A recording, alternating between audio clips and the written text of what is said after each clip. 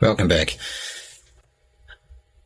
I teach at the University of Otago. My area of specialisation is operations and supply chain management. Now, throughout my years of teaching over different semesters, many non-standard teaching times, every class ranging from the first year commerce students all the way through to postgraduate and doctoral students, I've had a whole load of really interesting questions from some very intelligent students. Now, many of those questions are about the topics that we are talking about in class, but in many cases, students also want to talk about other factors and tap into the expertise of their professors and the other experiences that their professors have had. And some of these questions have been very interesting over the years. Now, some of them are a little bit different to what I thought they would be and took the conversation in very different directions as well. Now, one of the, I think, the most insightful questions has been, why are you at university, Lincoln? Why are you still here? Given in many cases, the pay conditions or the work conditions that we've seen the staff working under. Now, one of the key reasons is I love the university and I love my students and I love helping and educating and nurturing our students, plain, pure and simple. But I also know from my past experiences that I am not a great manager. I don't really love managing. I've worked with teams before. It's not on my to-do list. And I've started businesses as well. And again, I've learned from that experience that this is not something which I really enjoy doing. It's not something I'm passionate about, in the same way that I know many other people are. So what then do I learn from that? Well, I wouldn't change anything. It was one of the follow-up questions, what would you do differently, Lincoln? I wouldn't have changed those experiences. I've learned a lot from starting up businesses. Like A, I'm not doing that again in a hurry. But more importantly, B, I've also learned a lot of the practical applications of what we teach at the business school. And a lot of the lessons have become real for me from taking a spin and setting up and starting and establishing and running a business. But also importantly,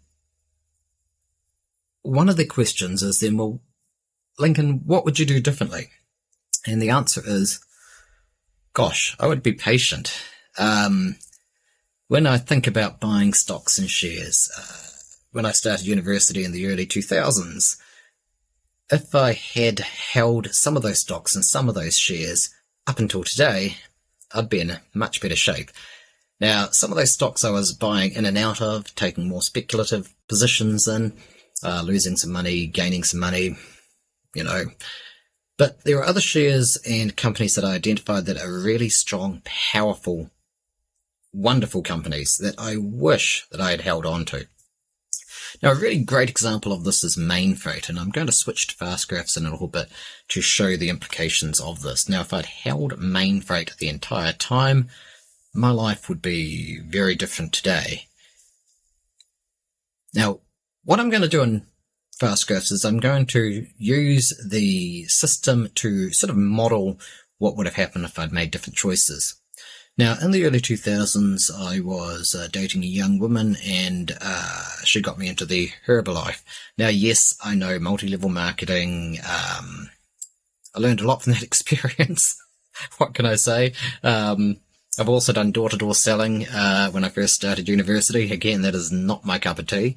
So I've learned a lot from these experiences. Now, if I'd taken the money that I had put into the Herbalife effort, if I'd taken that money and instead invested it in Mainfreight and left it there and not touched it, what would my life be like today? Now, this captures a couple of things. Yes, this is an exceptional example. It's a company that has done very, very well. But the key point I want to make here is the benefit of leaving it alone.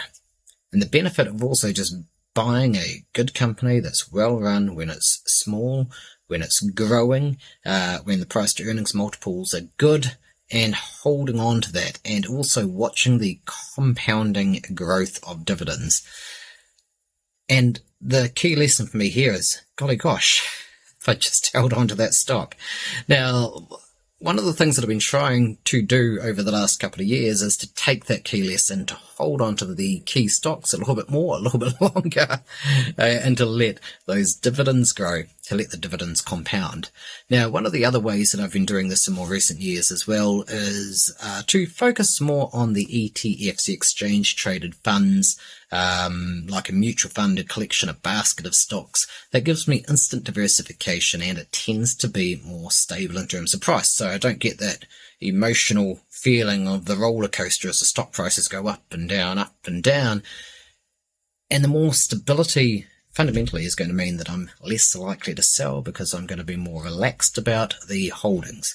And now ETFs do have the other downside, of course, that there's a lot of other stocks in there. There's the great stocks and there's also the not so great stocks.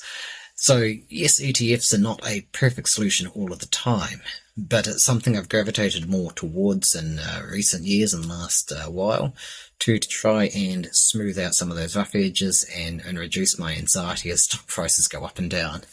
Now, as a consequence, holding for a long time is important, and dealing with the emotions of holding those stocks for a long time is going to be crucial.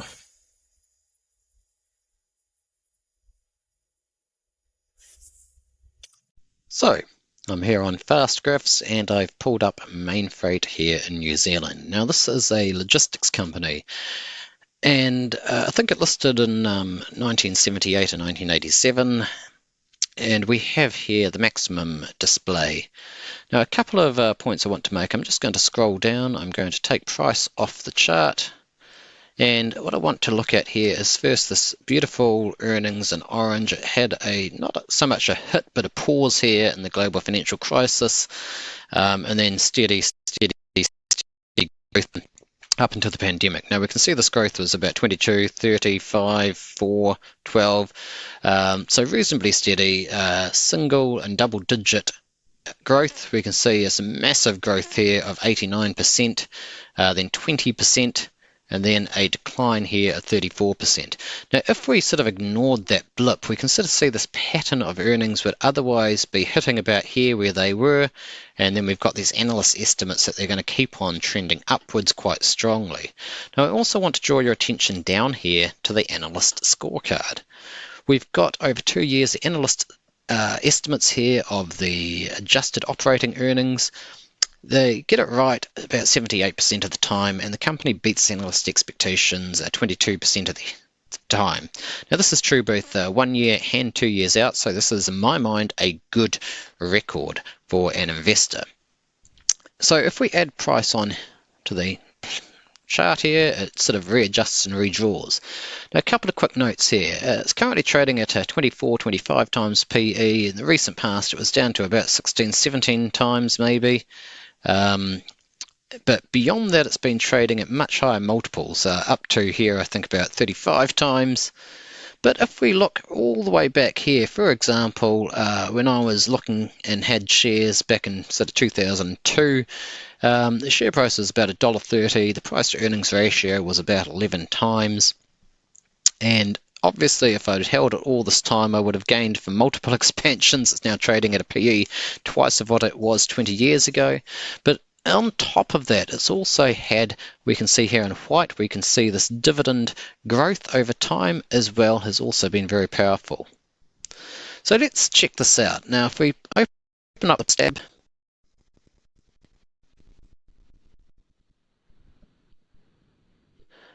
comparing this to the S&P 500, I'm just going to scroll down. Now, from memory, that was about the amount that I sort of had invested in the Herbalife multi-level marketing scheme back sort of 20 odd years ago. I've just added that in there. Now,